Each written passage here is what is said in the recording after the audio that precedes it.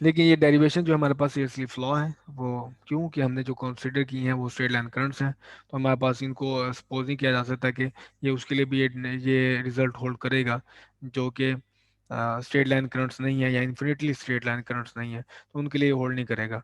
इस वजह से हमें फिर इसके लिए जनरल डेफिनेशन, जनरल रिजल्ट देखना होगा कि जनरली अगर मैग्नेटिक फील्ड का कर लिया जाए तो वो किसके इक्वल आता है।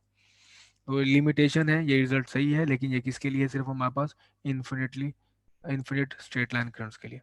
तो अब हम मूव होते हैं जनरल के लिए, the divergence and curl of magnetic field. तो हम इस अब जो स्टार्ट करेंगे इसकी जनरल चार्ज डिस्ट्रीब्यूशन से स्टार्ट करेंगे मैग्नेटिक फील्ड, और फिर हम उसको देखेंगे कि उसका कर्ल और डाइवर्जेंस और कर्ल क्या है।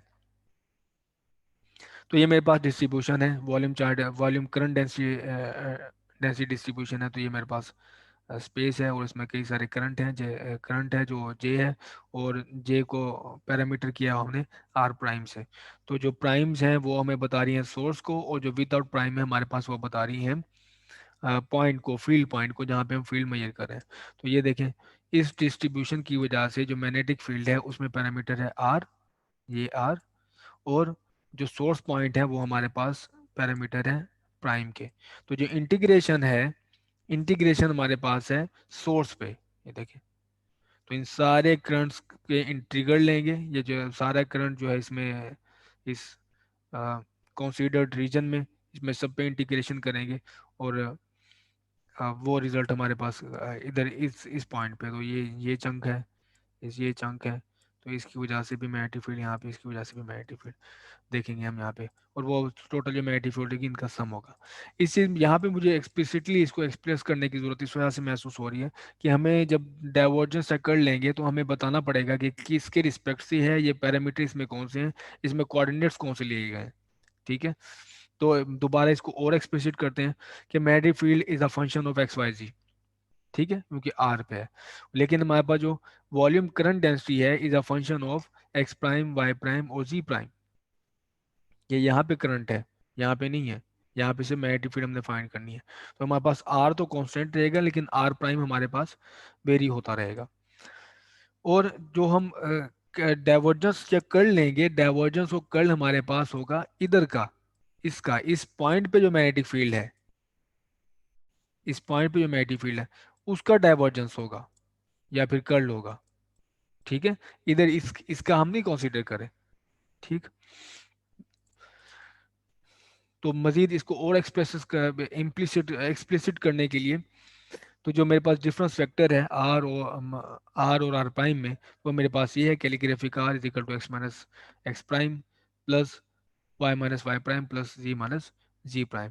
और जो लाइन एलिमेंट, वॉल्यूम एलिमेंट है, वो d tau prime is equal to d x prime d y prime d z prime है। और अगेन जो इंटीग्रल है वो है ओवर प्राइम कोऑर्डिनेट, जो कि हैं सोर्स को रिप्रेजेंट करें। और जो हमारे पास जो कर्ल है और डाइवर्जेंस होगा वो अनप्राइम कोऑर्डिनेट्स के हैं। जैसे मैंने बताया अभी, मैग्नेटिक फील्ड हमने यहाँ पे देखनी है, magnetic field is a function of r है, ये आर का फंक्शन है। तो इस पॉइंट पे हमने देखनी है डाइवर्जेंस, इस पॉइंट पे हमने कर्ल देखना है। ठीक है, तो वो किसके रिस्पेक्ट से होंगे, अनप्राइम कोऑर्डिनेट्स के रिस्पेक्ट से होंगे।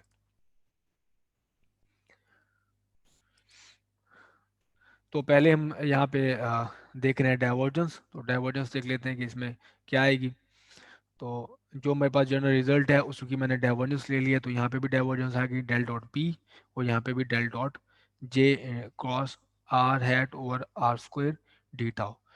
तो ये डाइवर्जेंस राइट हैंड साइड पे अगर आप देखें तो दो वेक्टर फंक्शन है, उनके क्रॉस प्रोडक्ट है और उसकी डाइवर्जेंस है। और ये अगर आप बुक के फर्स्ट पेज पे ये रूल देख सकते हैं आप, कि वो उस पे अप्लाई, इस पे जो अप्लाई होगा वो है दो वेक्टर का क्रॉस प्रोडक्ट और उसकी डाइवर्जेंस है। तो आप वहाँ से देख सकते हो कि वो प्रोडक्ट रूल हमारे पास है del dot A cross C का, C dot del cross A minus A dot C C cross del cross C. ठीक है, अब अगर आप यहीं पे ये रिजल्ट अप्लाई करें तो ये मेरे पास ये ए है, ये है सी। ठीक है, तो सी ये आ गया, ए मेरे पास ये आ गया, ए ये है, और सी ये रहा। तो एज इट इज़ हमने यहाँ पे ये अप्लाई कर दी। तो अब यहाँ पे नोट करें जो मैंने स्टार्टिंग में चीज़ आपको बताई थी कि हम डेरिवेटिव ले रहे हैं, जो डेरिवेटिव है विद रिस्पेक्ट टू अनप्राइम्ड, ठीक है, एक्स वाई जी के रिस्पेक्ट से डेरिवेटिव है। और जबकि ये जो फंक्शन है entirely x prime y prime z prime का है, ठीक है, और यहाँ पे डेरिवेटिव कौन सा है, पार्शियल डेरिवेटिव है। तो पार्शियल डेरिवेटिव एक्स वाई जी के रिस्पेक्ट से है, जबकि फंक्शन हमारा है x prime y prime z prime. तो ये बिल्कुल बिहेव करेगा एज अ कांस्टेंट इन इस डेरिवेटिव के लिए, तो हमारे पास डेरिवेटिव इसका जीरो आएगा। तो पहली टर्म तो हमारे पास ये वाली होगी जीरो। अगर आप दूसरी टर्म की बात करें तो आपके पास एक प्रॉब्लम है, प्रॉब्लम नंबर 1.662 आपने देखी होगी। उसमें एक जनरल रिजल्ट है कि अगर आप इसका कर लें दो फंक्शंस का, अ, जो इस तरह से लिखे हुए हैं, एक हमारे पास है ये आर और ये दूसरा आर हैट है, तो इसका कर लोगे आपको हमेशा जीरो मिलेगा। मैं मैथमेटिक्स डिटेल में नहीं जा रहा, आपने प्रॉब्लम देखी होगी, नहीं तो फिर आप देख लेंगी। लेकिन इसमें आप देखें ये भी हमारे पास आर्स हैं, और उसका कर लेंगे तो आपको जीरो मिलेगा। आप इसको थोड़ा सा इमेजिन करके इसको अपने लिए आसान बना सकते हैं कि अगर आप कर लेंगे तो आपको जाहिर सी बात है इसको लूप में इंटीग्रल में कैलकुलेट किया जा कन्वर्ट किया जा सकता है। तो मैं उसी टर्म में बात करूंगा। तो ये मेरे पास है लूप जिसके ऊपर आपने डॉट प्रोडक्ट कैलकुलेट करना है इस फंक्शन का। जैसे कि मैं इसको कन्वर्ट करता हूँ तो क्लोज लूप इंटीग्रल बनेगा ये r hat divide by r square, और ये है डी एल, ठीक है। तो ये देखें ये हमारे पास जो एल होगा इसी लूप का एलिमेंट होगा। लेकिन आर क्या है, आर तो जो पॉइंट लेंगे वो आउटवर्ड नहीं होगा इसका। आर में तो वो ये आउटवर्ड होता है ऐसे, इसी तरह। तो आर का कोई भी आपके पास जो एलिमेंट होगा रेडियल डायरेक्शन में, ये हम हर पॉइंट पे आर और ये इसको दूसरे के परपेंडिकुलर होगा। आर और डी एल हर पॉइंट पे एक दूसरे के परपेंडिकुलर होंगे। आर और डी एल हर पॉइंट पे आप देखो एक दूसरे परपेंडिकुलर होगी, इस वजह से आपको इसके डॉट पर हर पॉइंट पे जीरो मिलेगा। और जो टोटल इंटीग्रेशन होगी आपके पास वो जीरो होगी। ठीक है, तो यहाँ से भी आपको नजर आ रहा है कि रिजल्ट जीरो है। तो एट द एंड हमारे पास क्या हुआ, दो टर्म्स हमारे पास अपेयर हुई ये प्रोडक्ट रूल अप्लाई करने के बाद। पहली भी जीरो है क्योंकि हम जो डेरिवेटिव ले रहे हैं वो ऑन प्राइम कोऑर्डिनेट से है, जबकि जे जो है हमारे पास प्राइम कोऑर्डिनेट का है, तो ये जीरो होगा। और दूसरी टर्म हमारे पास जीरो है। तो divergence of magnetic field equals to zero. तो मैंने आपको जैसे बताया कि मैग्नेटिक फील्ड की डाइवर्जेंस एग्जिस्ट नहीं करती। इसका फिजिकल मतलब ये है कि monopoles monopole do not exist, ठीक है। जिस तरह हमारे पास एक सिंगल चार्ज होता है, ये मैग्नेटिक इलेक्ट्रिक चार्ज है, ठीक। और जिस तरह हमारे पास एक नेगेटिव चार्ज होता है इलेक्ट्रिक फील्ड का, ये मोनोपोल है, ये इलेक्ट्रिक मोनोपोल है, ये इलेक्ट्रिक मोनोपोल है। और ये हमारे पास ये भी इलेक्ट्रिक, ये पॉजिटिव इलेक्ट्रिक मोनोपोल है और नेगेटिव इलेक्ट्रिक मोनोपोल है। इसी तरह हमारे पास कोई इस तरह के मैग्नेटिक मोनोपोल एग्जिस्ट नहीं करते, ठीक है। हमारे पास जो चीज़ एग्जिस्ट करती हैं वो है हमारे पास ये, हम इसे कहते हैं नॉर्थ और ये साउथ है, ठीक है। इकट्ठे होंगे, अकेले कभी एग्जिस्ट नहीं करेंगे हमारे पास, अकेले कभी एग्जिस्ट नहीं करेंगे। आप इसको तोड़ दो बेशक, तोड़ दोगे तो ये इसका ये नॉर्थ बन जाएगा, ये साउथ बन जाएगा। इसको भी तोड़ दो, फिर दोबारा वो अपने आप को चेंज कर लेगा, फिर दोबारा उसका नॉर्थ होगा साउथ होगा। तो ये कभी भी अकेले एग्जिस्ट नहीं करेंगे। और अगर आप इसकी डाइवर्जेंस लेना चाहें, डाइवर्जेंस कैसे लेते हैं आप देखते हैं, उसका सरफेस फ्लक्स देखते हैं कि आप अगर मैं एक सरफेस ड्रॉ करूं, इसमें से कितनी इलेक्ट्रिक फील्ड लाइंस या मैग्नेटिक फील्ड लाइंस इन इन हो अंदर जा रही हैं इस क्लोज सरफेस के, और कितनी बाहर जा रही हैं। तो वो हम करते हैं आउट आउट माइनस इन, या फिर इन माइनस आउट कर लें, इन माइनस आउट, ठीक है। लेकिन आपके पास किस केस में ऐसा होगा कि ये दोनों आपके पास जो फ्लक्स जीरो हो, जितना वो ये एक ही केस है कि जितनी लाइंस अंदर जा रही हैं उतनी लाइंस आउट जा रही हैं, ठीक है। तो इसकी अगर आप इलेक्ट्रिक फील्ड ड्रॉ करो, आई थिंक नॉर्थ तो साउथ होती है मैग्नेटिक फील्ड, तो उसकी डायरेक्शन ये होगी कि वो नॉर्थ से स्टार्ट होगी एंड हो जाएगी साउथ पे। तो कोई भी आप ड्रॉ करोगे वो इस तरह जाएगी, इस तरह, ठीक है। नॉर्थ से स्टार्ट होगी एंड हो जाएगी। अब अगर आप यहाँ पे क्लोज सरफेस ड्रॉ करो, डाइवर्जेंस कैलकुलेट करने के लिए, लेट से आप ये सरफेस ड्रॉ करते हो, तो आपको हमेशा यहीं पे नजर आएगा, आप ये अब बेशक आधा इसको कर लो, ये इधर इस तरफ से कर लो, तो जितनी नंबर ऑफ लाइंस इन है उतनी नंबर ऑफ लाइंस आउट हैं, तो यहाँ पे हमेशा आपके पास डाइवर्जेंस जीरो रहेगी। तो क्लोज सरफेस इंटीग्रल आपके पास हमेशा जीरो मिलेगा। और ये क्यों हुआ हमारे पास? क्योंकि ये हमारे पास मोनोपोल एग्जिस्ट नहीं कर रहे। ये तो अगर आप इसका ले लेते हैं ना, इलेक्ट्रिक फील्ड का, इलेक्ट्रिक चार्ज का, अगर ये डाइवर्जेंस दे दे इसे करीब सरफेस ड्रॉ करते, तो ये जितनी लाइंस अंदर बाहर जा रही हैं उतनी लाइंस अंदर नहीं जा रही होंगी, अंदर नहीं आ रही होंगी। उसकी वजह क्या है? क्योंकि ये अकेला एग्जिस्ट करता है। अगर इधर भी एक ऐसा चार्ज होता जितना ये पॉजिटिव है उतना ही ये नेगेटिव होता, तो इसकी भी डाइवर्जेंस हमारे पास जीरो होती। लेकिन ये कंडीशन इसके ऊपर जरूरी नहीं है, इलेक्ट्रिक चार्ज के ऊपर। इलेक्ट्रिक चार्ज अकेला स्टैंड अलोन एग्जिस्ट कर सकता है, ठीक है। लेकिन मैग्नेटिक जो हमारे पास है वो अकेला एग्जिस्ट नहीं कर सकता। आपके पास जहाँ नॉर्थ होगा उसके साथ साउथ होगा, और वो आप उसके गिर्द डाइवर्जेंस लेंगे हमेशा, वो आपको जीरो मिलेगी। तो फिजिकल आपने इसके लिए याद रखना है कि ये रिजल्ट हमें बताता है। ये मैक्सवेल इक्वेशन भी हमारे पास यही रहेगी, हम बेसिक में इलेक्ट्रोडायनेमिक्स में चले जाएं तो del dot B is equal to zero रहेगा, कि monopole does not exist, magnetic monopole do not exist, ठीक है। तो अब आ जाए कर्ल पे। तो कर्ल हम स्टार्ट करेंगे उसी जनरल रिजल्ट से, कि जिस तरह हमने वो जो करंट वॉल्यूम करंट डिस्ट्रीब्यूशन देखी थी, उसी पे ही हम कर्ल यूज़ करेंगे। हम यहाँ पे कोई एक्स्ट्रा कंडीशन अप्लाई नहीं कर रहे कि यहाँ पे हमारे पास जो है वो स्ट्रेट लाइन करंट्स हैं। तो इसको एक्सपेंड करने के लिए जिस तरह से हमने देखा, पहले तो डाइवर्जेंस थी हमारे पास, यहाँ पे अब हमारे पास है कर्ल है, ठीक। और कर्ल किस चीज़ की है? दो वेक्टर का क्रॉस प्रोडक्ट की, तो दो वेक्टर का क्रॉस प्रोडक्ट है उसका कर्ल है। तो हम अगेन वहाँ टेबल से जो बुक के स्टार्ट में गिवन है, उसमें हम देखेंगे कि इसको कौन सा मैच करता है फार्मूला। तो वो बेसिकली ये है, डेल क्रॉस ए क्रॉस सी है। तो डेल क्रॉस ए क्रॉस सी हमारे पास रिजल्ट है इसके इक्वल। तो अब हम ये अप्लाई करेंगे इसमें। तो ए की जगह पे हमारे पास है जे, और सी की जगह पे हमारे पास है r hat over r square calligraphic, ठीक है।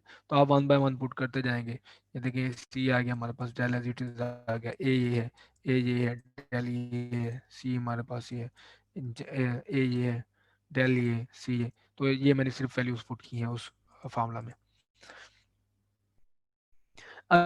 अच्छा, कोई टर्म इसमें ड्रॉप हो जाएंगी, वही बिल्कुल बेसिक आर्गुमेंट। ये देखो ये डेरिवेटिव है, तो ये डॉट लोगे इसके साथ ये, लेकिन डेरिवेटिव पीछे तो अप्लाई नहीं होगा। डेरिवेटिव तो अपने फ्रंट पे जो चीज़ आती है उसको अप्लाई होता है, तो ये डेरिवेटिव स्टिल जे पे ही अप्लाई होगा। लेकिन डेरिवेटिव है with respect to unprime coordinates, और जे हमारे पास है प्राइम कोऑर्डिनेट्स का फंक्शन। तो ये हमारे पास जीरो हो गई इसकी वजह से। दूसरी और क्या जीरो हो सकता है, वो ये है, ठीक है। तो ये हमारे पास है जे प्राइम कोऑर्डिनेट्स, और जो डेल्टा हमारे पास अनप्राइम कोऑर्डिनेट्स की वजह से ये भी जीरो हो जाएगी। तो ये दो टर्म तो हमारे पास जाती रही। अब आ जाए इन दो टर्म्स को मैंने ड्रॉप करके, अब मैंने ये रिजल्ट लिखा है, तो हमारे पास रिजल्ट चार्ज ये। तो हमारे पास जो एग्जिस्ट की हैं जो टर्म्स, वो है एक ये वाली टर्म, और दूसरी मेरे पास टर्म है ये वाली, ठीक। तो one by one in term को देखते हैं कि हमारे पास रिजल्ट क्या आता है। चैप्टर नंबर वन से हमें पता है, ये हमने कैलकुलेट किया था, जो इसमें प्रॉब्लम था उसको हमने डेल्टा से फिक्स किया था। तो डेल डॉट आर हैट और r square is equal to four delta, ठीक है, इन थ्री डायमेंशन। तो ये हमारे पास आर और आर स्क्वायर है, आ, उसकी divergence is equal to this होती है। तो ये रिजल्ट हम इसमें यूज कर लेंगे, फर्स्ट में ये रिजल्ट हम यूज कर लेंगे, ठीक है। तो ये मैंने यहाँ पे वैल्यू पुट कर दी। तो पहला रिजल्ट तो है वो मेरे पास, पहली जो टर्म है वो हमारे पास रिजल्ट उसका आगे, इसको बाद में यूज करेंगे। लेकिन पहले हम सेकंड टर्म देख लें कि सेकंड टर्म क्या है। तो सेकंड टर्म ये थी, J J dot del r over r square. तो ये मैंने इसको लिखा इस तरह। तो मैंने कन्वर्ट किया है, पहला काम ये किया है कि जो डेरिवेटिव था with respect to unprime coordinate था, उसको मैंने लिखा है derivative with respect to prime coordinates. तो वो चेंज करने के लिए, अगर आपके पास जो डेरिवेटिव है जिसका आप कैलकुलेट कर रहे हैं, वो दो कोऑर्डिनेट्स का डिफरेंस है, जैसे कि आर है, आर तो दो कोऑर्डिनेट का डिफरेंस है, x minus x, y minus y, z minus जी।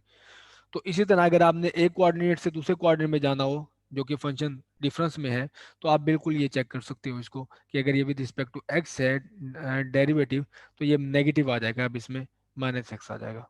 ठीक है, अगर आप एक्स प्राइम की रिस्पेक्ट से डेरिवेटिव लेते हो तो यहाँ पे सिर्फ माइनस आ जाएगा। तो ये जो डेरिवेटिव था विद रिस्पेक्ट टू अनप्राइम था, इसको मैंने कन्वर्ट किया प्राइम में, तो ये मेरे पास आ गया -7।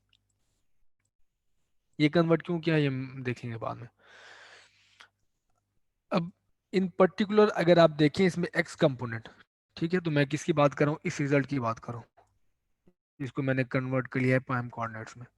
तो ये मैंने रिजल्ट और बेसिकली बात किया मैंने, क्योंकि ये देखिए यहाँ पे तो तीन कंपोनेंट्स है ना, आर और आर स्क्वायर के, एक एक्स होगा, एक वाई होगा, एक जी होगा। तो मैं एक कंपोनेंट पे कंप्यूट कर लेता हूँ, उसका देखता हूँ रिजल्ट क्या आता है, तो वो हमें बता देगा कि बाकी कंपोनेंट भी इसी तरह हमारे पास चलेंगे। तो यहाँ पे मैंने प्रोडक्ट रूल यूज़ किया है, वो ये है, ये प्रोडक्ट रूल। ठीक है, तो ये डाइवर्जेंस है स्केलर और एक वेक्टर फंक्शन की, वो इक्वल टू दिस होती है। तो यहाँ पे जो टर्म है ये वाली, ये है, ठीक है, और हमारे पास जो दूसरी टर्म है वो है ये, और तो बाकी जो लास्ट टर्म है वो ये है। और हमारे पास जो एफ है, एफ बेसिकली ये फंक्शन है, ये वाला, और हमारे पास ए जो है वो ये है। ठीक, तो अब अगर आप इसको कन्वर्ट कर चेंज कर लें कि इसको आप ले जाएं,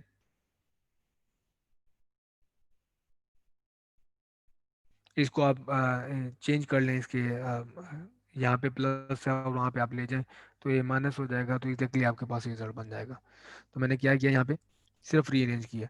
तो ये मेरे पास है divergence of scalar plus scalar multiply by vector function. तो यहाँ पे दो टर्म्स आ गई, इनको देखते हैं कि ये क्या रिजल्ट होगा इसका। तो पहली टर्म तो ये वाली टर्म तो जीरो होगी। ये टर्म कैसे जीरो है, क्योंकि हमने देखा हुआ है कि मैग्नेटोस्टैटिक हम डील करें, मैग्नेटोस्टैटिक में स्टेडी करंट के लिए डाइवर्जेंस ऑफ करंट आपके पास, वॉल्यूम करंट डेंसिटी आपके पास हमेशा जीरो होगी। ठीक है, तो हमने ये इक्वेशन देखी हुई है मैग्नेटोस्टैटिक में, जब आपके पास स्टेडी करंट्स हैं, divergence is equal to zero है। ठीक है, क्योंकि ये बेसिकली किसके इक्वल था, del dot J was equal to minus partial rho over partial t. तो इलेक्ट्रोस्टैटिक में आपके पास, मैग्नेटोस्टैटिक में कहीं भी करंट ना पाइल अप होता है ना डिप्लीट होता है, तो ये जीरो होगा, तो ये हमारे पास जीरो है। पहली टर्म हमारे पास जीरो हो गई। अब बात करें से, सॉरी, दूसरी टर्म हमारे पास जीरो है, ये वाली, ये टर्म जीरो है। तो ये इस टर्म की बात करें अब, तो इस टर्म को हम वॉल्यूम इंटीग्रल से सरफेस इंटीग्रल में कन्वर्ट कर सकते हैं। तो मैंने क्या किया, दूसरी टर्म को और पहली टर्म को वॉल्यूम इंटीग्रल से, अब वो कैसे हमने वॉल्यूम इंटीग्रल लिया इसका, वो बेसिकली वहाँ पे जब हम दोबारा इसको पुट करेंगे तो वहाँ वॉल्यूम इंटीग्रल आएगा, तो मैंने इसका ले लिया वॉल्यूम इंटीग्रल। ठीक है, तो वॉल्यूम इंटीग्रल, अब चूंकि डाइवर्जेंस है इस फंक्शन की, तो आप वॉल्यूम इंटीग्रल को सरफेस इंटीग्रल में कन्वर्ट कर सकते हैं बाय यूजिंग डाइवर्जेंस थ्योरम। तो ये वॉल्यूम आ गया और इसका ये सरफेस है। अब ये सरफेस कौन सा है, ये उस वॉल्यूम का क्लोज सरफेस है जिसके अंदर ये वॉल्यूम है। ठीक है, तो डाइवर्जेंस थ्योरम हमें यही बताता है कि वॉल्यूम है, वॉल्यूम से अगर आपने सरफेस इंटीग्रल में जाना है, तो सरफेस की जो बाउंड्रीज होंगी, असल में आप उस सरफेस स्फीयर की जो बाउंड्रीज होंगी, तो उस सरफेस की आप ये बात करोगे। तो आप चाहें तो इसको जितना मर्जी एक्सटेंड कर सकते हैं, इस सरफेस को, बाउंड्रीज को एक्सटेंड कर सकते हैं। तो बाउंड्री अगर आपके पास अप्रोचेस टू इन्फिनिटी है, अ, उसका रेडियस, तो बाउंड्री पे आपके पास जो होगा करंट, जो वॉल्यूम करंट, वो जीरो होगा। तो बाउंड्री अगर आपके पास जो पूरा स्फेयर है, वो उसका रेडियस है equal to infinity, approaches to infinity है, तो वो बाउंड्रीज पे करंट आपके पास जीरो होगा। तो ये आपके पास जो वॉल्यूम जो है, ये इंटीग्रल वो इक्वल टू जीरो होगा। तो आप याद करें कि हम स्टार्ट कहाँ से किया था, हमने ये हमने यहाँ से स्टार्ट किया था। ठीक है, तो इस तरह यहाँ से हमारे पास अपेयर हो गए थे दो, दो इंटीग्रल्स, दो टर्म्स अपेयर हो गई थी। ठीक, तो दो टर्म्स को हम मैनिपुलेट कर रहे थे, ये देखें यहाँ, ये टर्म थी, ये टर्म थी, यहाँ से हम आए इस पे आए हम, तो दोबारा वो इम्बेड होनी थी वॉल्यूम इंटीग्रल में। ये देखें वॉल्यूम इंटीग्रल है, तो एक का तो वॉल्यूम इंटीग्रल जीरो आ गया है, तो दूसरी को हम वॉल्यूम इंटीग्रल में पुट करके देखते हैं। तो पहली का वॉल्यूम इंटीग्रल ये देखें जीरो, तो दूसरी को मैंने वॉल्यूम इंटीग्रल में पुट किया, जे आर प्राइम 4 पाई डॉग delta of r minus r prime. तो आपको पता है डॉग डेल्टा की प्रॉपर्टी कि अगर उसका वॉल्यूम इंटीग्रल ये 3 डायमेंशन में लिया जाए तो आपको वो सिर्फ पिक कर देगा current density at point r minus r prime. तो ये रहा मेरे पास result, del cross B is equal to mu naught J. ये मेरे पास जनरल रिजल्ट है with that assuming straight line currents और इन्फिनिटली स्ट्रेट लाइन करंट्स। हमने इसमें कोई एजम्पशन ले ली तो हम आप बात देखें कि रिजल्ट भी बिल्कुल वही सेम आया जो कि पहले आया था। ये इक्वेशन हमारे पास मैक्सवेल इक्वेशन तो हम इसे नहीं कहेंगे, लेकिन ये पार्ट ऑफ मैक्सवेल इक्वेशन है। जैसे हमारे पास डाइवर्जेंस ऑफ मैग्नेटिक फील्ड है वो इक्वल टू जीरो है, वो हमारे पास आगे जाके भी जीरो रहेगी। लेकिन ये हमारे पास जो कर्ल ऑफ मैग्नेटिक फील्ड है वो जो हम इसमें हम इसे हम पेज लॉ कहते हैं म्यू नॉट जे, ये आगे जाके मॉडिफाई होगा। ठीक है, तो हम देखेंगे कि जो कर्ल ऑफ मैग्नेटिक फील्ड है इसके साथ भी एक और टर्म आ सकती है, फिर जाके हमारे पास जो होगा वो एक्सपेरिमेंटल रिजल्ट्स मैच होते हैं।